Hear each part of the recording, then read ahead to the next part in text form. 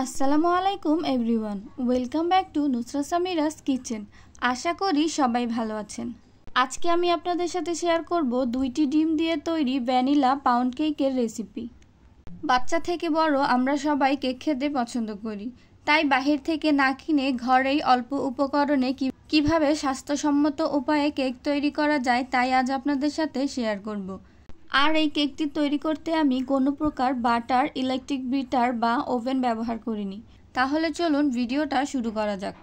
প্রথমে একটি মিক্সিং বোলে নিয়ে নিলাম রুম টেম্পারেচারে থাকা 2টি ডিম, আর দিয়ে দিলাম হাফ কাপ পরিমাণ চিনি। আপনারা চাইলে এখানে আইসিং সুগারটাও ব্যবহার করতে পারেন।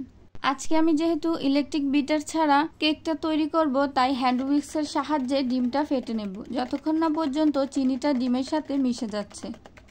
এই পর্যায়ে ডিমটা একটু ফোমি ভাব হয়ে গেছে আর চিনিটাও সম্পূর্ণ গলে গেছে। এখন দিয়ে দেব 1/3 কাপ পরিমাণ তেল। আপনারা চাইলে তেলের পরিবর্তে বাটারটাও ব্যবহার করতে পারেন।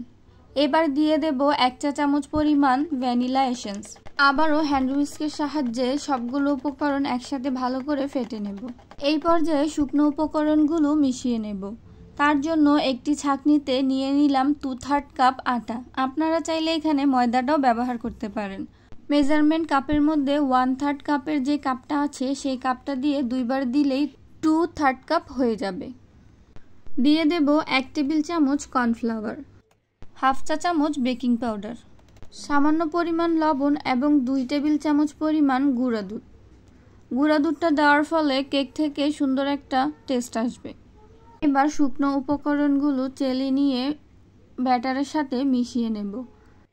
এবার হ্যান্ড উইস্কের সাহায্যে ডিমের ফোমের সাথে শুকনো উপকরণগুলো মিশিয়ে নেব। আর এই পর্যায়ে মিশানোর সময় যদি মনে হয় ব্যাটারটা একটু থিক হয়ে গেছে, তাহলে এখানে 2 টেবিল চামচ লিকুইড দুধও ব্যবহার করতে পারেন। ব্যাটারটাকে খুব ভালো করে মিশিয়ে নিতে হবে যাতে কোনো দানা দানা ভাব না থাকে। কেকের ব্যাটারটা তৈরি হয়ে গেছে। আপনারা দেখেই বুঝতে পারছেন কেকের ব্যাটারটা কতটা পারফেক্টভাবে তৈরি হয়েছে, না বেশি পাতলা আর না বেশি ঘন। এখন একটি পাউন্ড কেকের মোল্ডে ব্যাটারগুলো ঢেলে নেব। আমি এখানে 6 ইঞ্চি সাইজের একটা মোল্ড নিয়েছি। মোল্ডের ভিতরে সামান্য পরিমাণ তেল ব্রাশ করে দিয়ে দেব সাদা কাগজ। কাগজটা ব্রাশ করে মোল্ডের সাথে লাগিয়ে দেব। এখন কেকের ব্যাটারটা ঢেলে দেব।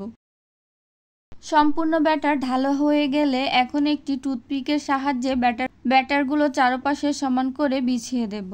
এবার কেক মোল্ডটা 2 থেকে 3 বারে ট্যাপ করে দিব।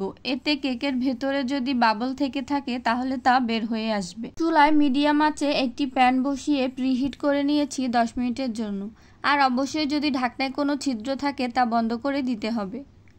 এবার কেক মোল্ডটা বসিয়ে দিয়ে ঢাকনা দিয়ে ঢেকে দেব আর বেক করে নেব 30 থেকে 35 মিনিটের জন্য। ফিরে আসলাম 35 মিনিট পরে। এবার একটি টুথপিকের সাহায্যে চেক করে দেখব কেকটা পুরোপুরি হয়েছে কিনা। যদি টুথপিকটা এরকম পরিষ্কার বের হয় তাহলে বুঝতে হবে কেকটা হয়ে গেছে। এবার কেকটাকে নামিয়ে ঠান্ডা করে নেব।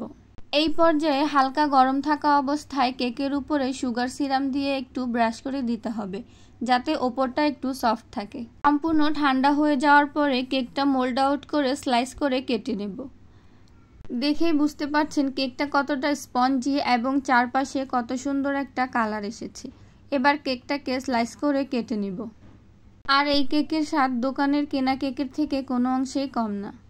দেখেই বুঝতে পারছেন কেকগুলো কতটা পারফেক্টভাবে তৈরি হয়েছে। তাহলে আর দেরি না করে আপনারাও ঘরে তৈরি করে ফেলুন এইরকম মজাদার ভ্যানিলা পাউন্ড কেক। আর ভিডিওটা ভালো লাগলে একটি লাইক করে ভিডিওটা বন্ধুদের সাথে শেয়ার করে দেবেন।